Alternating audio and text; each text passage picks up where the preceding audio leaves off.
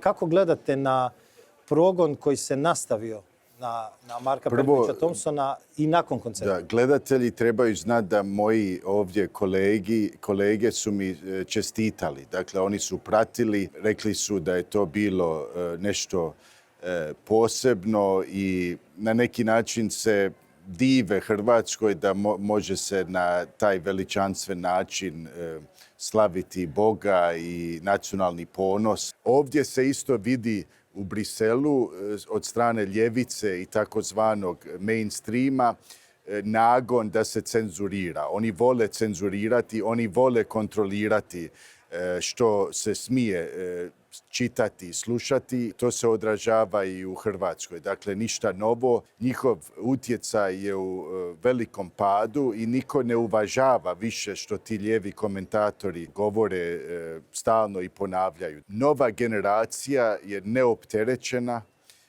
Njih sigurno ne zanima što misli Dalija Orešković i to je dobro tako. I ja ih mogu samo potaknuti i ohrabriti da i dalje slobodno razmišljaju i da bez ispričavanja izraze svoje osjećaje pa i emocije prema domovini.